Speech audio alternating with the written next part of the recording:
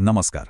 ચાલો આજે એક એવી સફર પર નીકળીએ જ્યાં આપણે ભારતીય સંસ્કૃતિના એક એવા અનોખા વ્યક્તિત્વને મળીશું જેમના જીવનની દરેક ક્ષણ, દરેક લીલા એક મોટો બોધપાઠ છે. હા, આપણે વાત કરી રહ્યા છીએ જીવનના સૌથી મોટા શિલ્પકાર શ્રીકૃષ્ણની. તો સૌથી પહેલો અને સીધો સવાલ મનમાં એ જ આવે કે આખરે કૃષ્ણ છે કોણ? શું એ ફક્ત મંદિરમાં પૂજાતા એક દેવતા છે કે પછી એમનું વ્યક્તિત્વ એનાથી કંઈક ઘણું વધારે છે? અને જવાબ છે હા, એ દેવતાથી ઘણું વિશેષ છે. ખરેખર તો કૃષ્ણ એક એવા ગુરુ છે, એક એવા માર્ગદર્શક છે જે આપણને જીવન જીવવાની સાચી કળા શીખવે છે. તો ચાલો આજે એમના જીવનના પાના આ જ દૃષ્ટિકોણથી ઉથલાવીએ. એમની સફરની શરૂઆત કરીએ એમના બાળપણથી, એમના નટખટ તોફાની બાળપણથી, જ્યાં એમની દરેક રમત પાછળ એક બહુ ઊંડો સંદેશ છુપાયેલો છે. બાળપણની વાત આવે અને માખણ ચોરની છબી યાદ ન આવે એવું તો બને જ નહીં, ખરું ને? પણ આ માત્ર માખણ ચોરવાની એક સામાન્ય વાત નથી. જુઓ, આ માખણચોરી ખરેખર તો શુદ્ધ અને નિર્દોષ પ્રેમનું પ્રતીક છે. એ યશોદા મૈયા અને ગોપીઓ સાથેના એમના મીઠા રમતિયાળ સંબંધની મધુરતા બતાવે છે. આ કોઈ ભૌતિક વસ્તુની ચોરી નથી, પણ પ્રેમની લેવડ-દેવડ છે. પણ એમના બાળપણમાં ખાલી તોફાન જ નહોતા, વીરતા પણ હતી. અને એનું સૌથી મોટું ઉદાહરણ છે કાલિયા નાગનું દમન. અહીં આપણને એમનું એક શક્તિશાળી રૂપ જોવા મળે છે. આ ઘટનાને માત્ર એક રાક્ષસ પરના વિજય તરીકે ન જોવી જોઈએ. આ તો યમુના નદીને ઝેરી પ્રદૂષણથી મુક્ત કરવાનું એક બહુ મોટું પ્રતિકાત્મક કામ હતું. કદાચ કહી શકાય કે આ પર્યાવરણની સુરક્ષાનો સૌથી જૂનો અને સૌથી અસરકારક સંદેશ છે. બાળપણની લીલાઓથી આગળ વધીને હવે આપણે કૃષ્ણના જીવનના એ પડાવ પર જઈએ જ્યાં એમણે એક માર્ગદર્શક બની આખા જગતને એક અમર ઉપદેશ આપ્યો. જરા આંખ બંધ કરીને એ દૃશ્યની કલ્પના કરો. કુરુક્ષેત્રનું મેદાન છે, બંને સેનાઓ સામસામે છે અને મહાન યોદ્ધા અર્જુન પોતાના જ પરિવારજનોને સામે જોઈને ધર્મ સંકટમાં ફસાઈ જાય છે. એ હથિયાર નીચે મૂકી દે છે.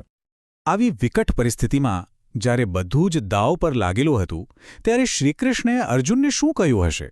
એમણે એને કેવી રીતે ફરીથી ઊભો કર્યો હશે? ત્યારે એમના મુખમાંથી નીકળ્યો એ શ્લોક જે આજે પણ, હજારો વર્ષો પછી પણ એટલો જ પ્રસ્તુત છે. કર્મણ્યેવાધિકારસ્તે મા ફલેષુ કદાચન. આ માત્ર એક વાક્ય નથી, આખું જીવન દર્શન છે. આ શ્લોક આપણને કર્મયોગનો સિદ્ધાંત શીખવે છે, જેનો એકદમ સરળ અર્થ એ છે કે આપણું ધ્યાન ફક્ત અને ફક્ત આપણા કામ પર હોવું જોઈએ, એના પરિણામ પર નહીં. જીત મળશે કે હાર, સફળતા મળશે કે નિષ્ફળતા, એની ચિંતા કર્યા વગર બસ નિસ્વાર્થ ભાવે પોતાનું શ્રેષ્ઠ આપતા રહેવું.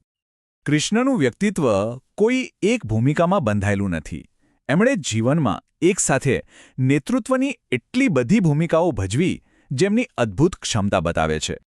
જુઓ, એક તરફ એ એક કુશળ રાજા અને વહીવટકર્તા દ્વારકાધીશ હતા, તો બીજી જ પડે યુદ્ધભૂમિમાં અર્જુનના સારથી અને સાચા માર્ગદર્શક પાર્થસારથી પણ બની ગયા. એ જ કૃષ્ણ પોતાની વાંસળીથી પ્રેમ અને શાંતિનો સંદેશ ફેલાવનાર મુરલીધર હતા અને સાથે સાથે પ્રજાના ભલા માટે રણ છોડીને જનાર અને રણનીતિ બદલનાર રણછોડરાય પણ કહેવાયા. તો એમના આખા જીવનમાંથી આપણે એવા કયા 4 મુખ્ય ગુણો શીખી શકીએ જે એક સારા અને સાર્થક જીવનનો પાયો બની શકે? ચાલો એક પછી એક જોઈએ.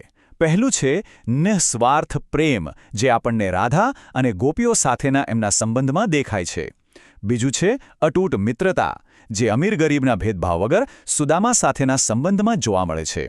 ત્રીજો ગુણ છે ન્યાય, અધર્મનો નાશ કરીને ધર્મની સ્થાપના કરવી. અને ચોથો, જે કદાચ સૌથી અઘરો છે, આનંદ, ગમે તેવી મુશ્કેલ પરિસ્થિતિમાં પણ ચહેરા પર સ્મિત જાળવી રાખવું. અને અંતે આ બધાનો સાર શું? એમનો સૌથી મોટો અને કદાચ અંતિમ સંદેશ એ છે કે જીવન કોઈ સમસ્યા કે બોજ નથી. જીવન તો એક ઉત્સવ છે અને એને દરેક ક્ષણે પૂરા આનંદ અને ઉલ્લાસથી જીવવું જોઈએ. તો હવે સવાલ આપણા માટે છે, શું આપણે પણ આપણા જીવનના દરેક ઉતાર ચઢાવમાં, સુખ અને દુઃખમાં સ્થિતપ્રજ્ઞ રહી શકીએ?